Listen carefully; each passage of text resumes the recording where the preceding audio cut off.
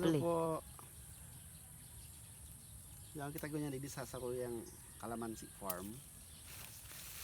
Na dikit-dikit man sana. Pero maray na ta. Sobrang mahal po ngunyan kang ano kang nakakalamansi. Ang sarap pong kilo kang kalamansi ay nasa 200. 200 pesos.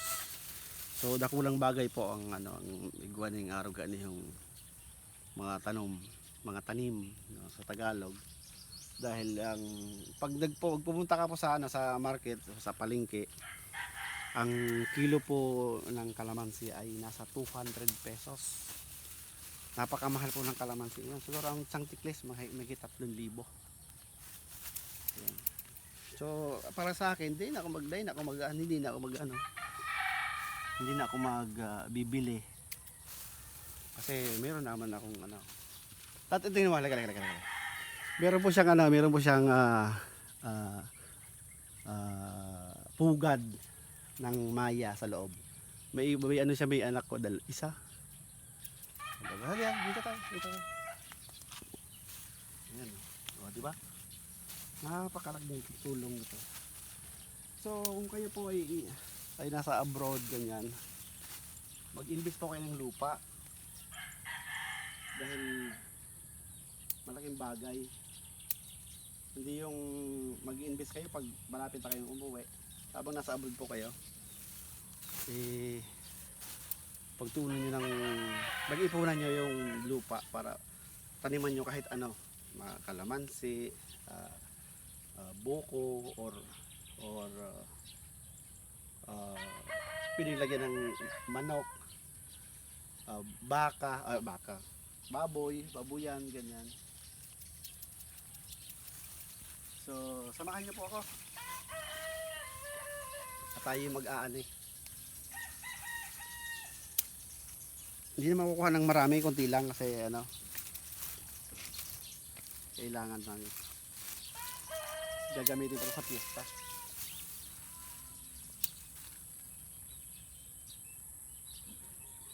Diba?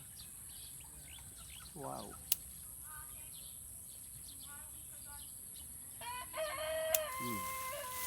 Ayan o, ito o. 200 ang isang kilo nito. So meron po ako dito mga 90 ata to, 19 puno. Malit lang to kasi ano, parang pang pamilya lang. Kapag marami din ang ani, pwedeng ibenta. Hindi lang po yan ano, hindi lang po yan sa Bicol.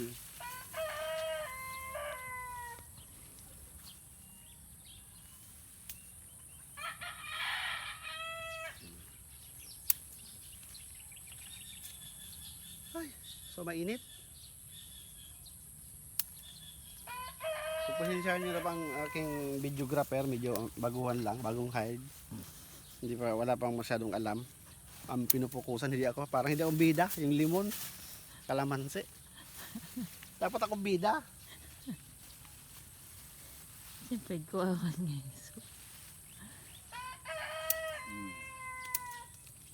Ito lang. So, doon po sa unahan, meron po doon mga manukan. Araw-araw naman po 'yun may itlog. Ay nako. Sobrang init po dito sa Pilipinas. Hindi naman. Kasi may mga hayop. Dapat ito po kon. Dito tayo. Dito.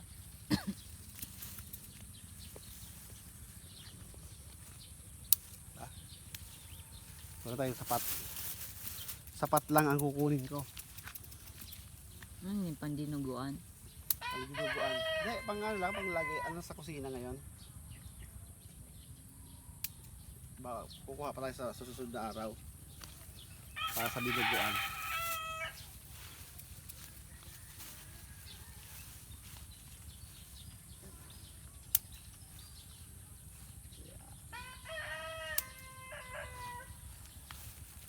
Hindi ko masyadong dinadamihan ng kuha kasi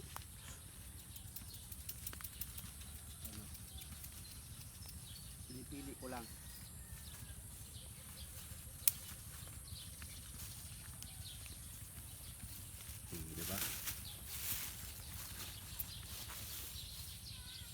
Oh. Oh. Diba?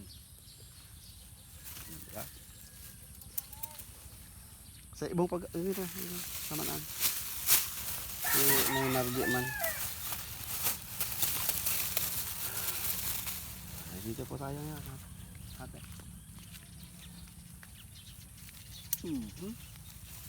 Bale, tinanim po ito year 2022 nung huli kong bakasyon.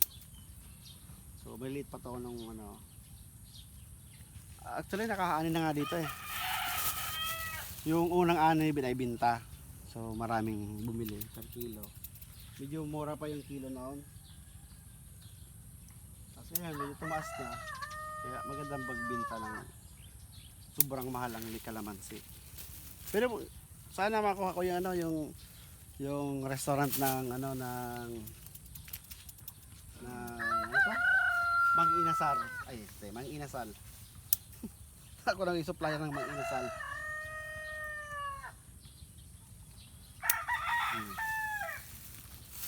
Oh.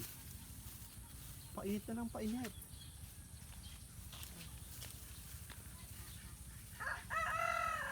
Nilong ko na ba? Painit.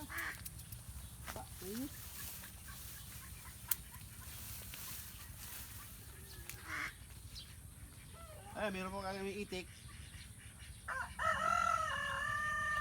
Itik.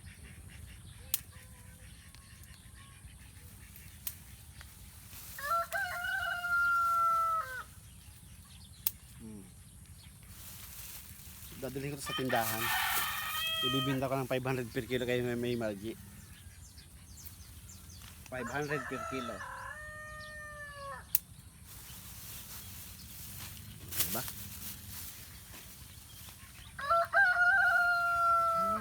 Hala. Kapal ng aking sinelas. Ayan, ito. Diba? Kalamansi. Sobrang asin.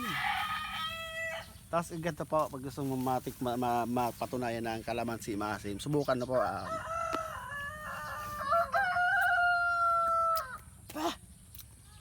Maasim nga.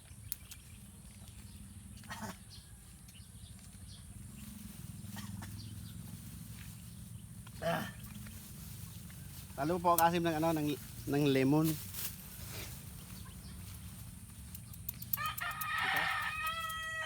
Diba? Ayan. Ito pa.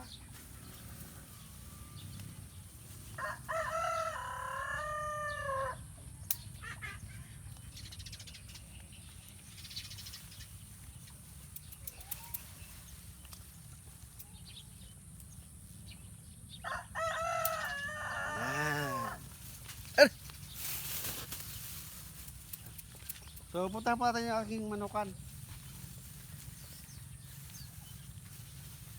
At titingnan natin kung meron siyang mga itlog.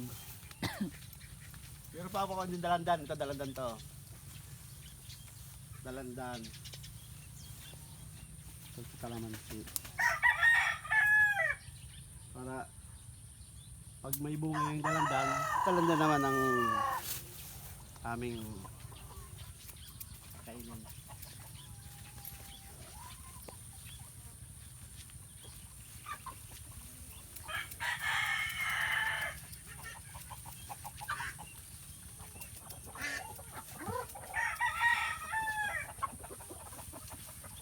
Subok ko.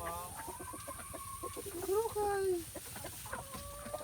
Ito yung puti. Itong puti na ito mabait to. Ito yung matapang yan.